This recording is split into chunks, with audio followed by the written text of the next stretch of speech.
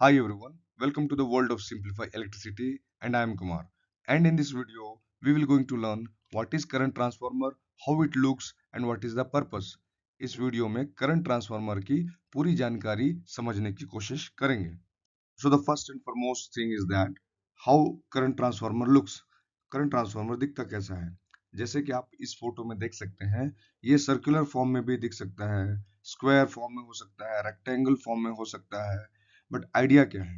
Idea ये है, ये सेंटर में एक होल होता है जहां से जिस भी कंडक्टर का करंट मेजर करना है वो इस सेंटर पॉइंट से गुजरेगा. यानी ये कंडक्टर इस सेंटर पॉइंट से गुजरेगा जिसके अंदर का करंट हमें मेजर करना है, चाहे ये हो चाहे कोई भी हो. फॉर एग्जांपल दिस सिटी है, इस सिटी से कंडक्टर जिसमें करंट मेजर करना है वो सेंटर पॉइंट से गुजरेगा. और ये जो दो पॉइंट आप देख रहे हो ये जाएंगे एमीटर के लिए. एमीटर तब मेजर करके हमें बताएगा. Today's motivational quote for you: success is dependent on effort. I must add one more thing: success is dependent on continuous or consistent effort only. Basic transformer में दो सर्किट होते हैं, प्राइमरी एंड सेकेंडरी. यहाँ से power इस circuit में transfer करता है. क्या अलग अलग पावर होता है क्या? No, same power. 200 वाट यहाँ है तो सेम 200 वाट यहाँ ट्रांसफर करेगा. ट्रांसफार्मर करता क्या है? ट्रांसफार्मर से हम वोल्टेज को चेंज कर सकते हैं. जैसे ये सेकेंडरी में स्टेप डाउन करें तो वोल्टेज कम हो जाएगा, स्टेप अप करें तो वोल्टेज बढ़ जाता है, but power will remain same. जैसे कि हमने समझा कि एक सर्किट से दूसरे सर्किट में पावर को ट्रांसफर करता है. Power is equals to voltage into current. अगर वोल्टेज बढ़ जाता है सेकेंडरी में स्टेप अप में तो क्या होगा? पावर को कांस्टेंट रखने के लिए करंट क्या होगा? कम होगा. अगर स्टेप अप होता है तो करंट क्या हो जाएगा? कम हो जाएगा. स्टेप डाउन यानी वोल्टेज कम हो रहा है तो करंट क्या हो जाएगा? बढ़ जाता है. ये चीज याद रखिए. वी नो दैट करंट को मेजर करना है तो एमीटर को लगाना पड़ता है. Ammeter always connected in the series. Series यानी आप इस डायग्राम में देखिए, किसी भी सर्किट के सीरीज में एमीटर को कनेक्ट करना है तो उस तार को काटना पड़ेगा. Then we have to connect ammeter. First challenge.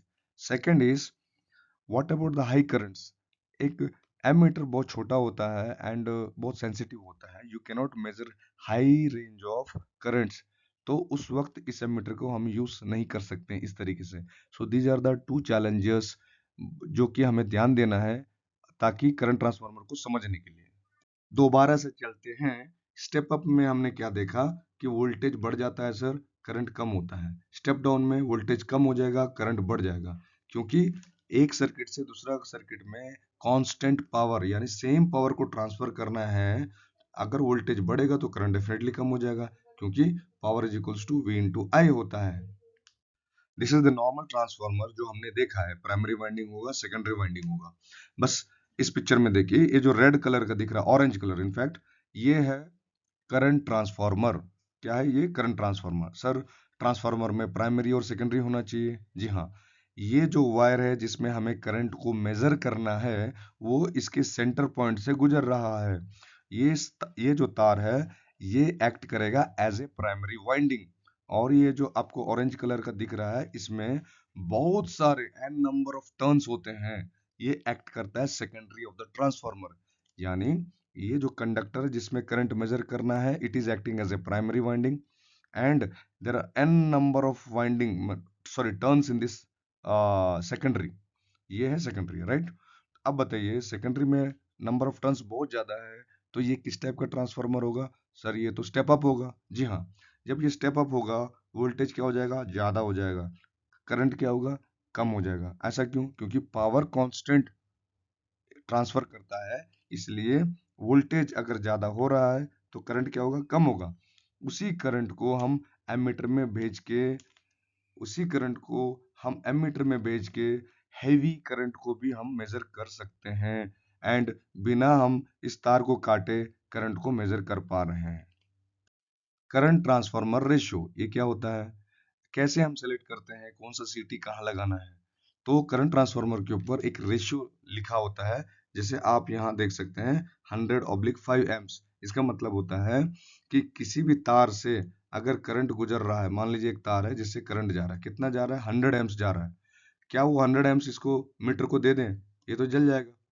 तो हम क्या करते हैं, सिटी को हम ले आए जिसके ऊपर लिखा है 100/5 एम्स, यानी इस तार से अगर 100 एम्स गुजरता है तो करंट ट्रांसफार्मर से एमीटर को जाएगा मात्र 5 एम्स, मात्र 5 एम्स जाएगा, जिससे आपका ये मीटर जलेगा नहीं और ये दिखाएगा 100 एम्स। इसके अंदर जा रहा है 100 एम्स, उसे कम करके 5 एम्प्स करके आपको मीटर तक यानी एमीटर तक पहुंचाता है, और एमीटर आपको क्या दिखाई देगा, 100 एम्प्स दिखाएगा। क्लियर?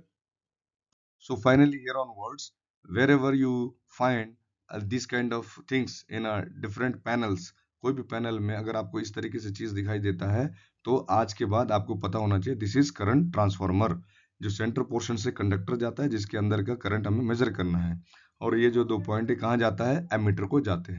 इसी प्रिंसिपल को यूज करके एक मीटर है जिसे कहते हैं क्लैंप मीटर। जैसे आप देख सकते हैं एक फेस है, ये भी एक फेस है, इसके अंदर का करंट कैसे मेजर कर रहा है, ये दबाते हैं और ये हुक उसके बीच में फंसा दिए हैं एंड आपको यहाँ पे करंट मेजर हो रहा है। तो ये एक सीटी की तरह काम कर रहा है, एक करंट ट्रांसफार्मर की तरह काम कर रहा है, जिससे वो मीटर में शो कर रहा है।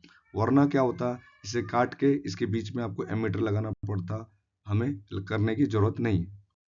Thank you for watching this video. I hope this video is very helpful, and please do subscribe my channel. Jai Hind.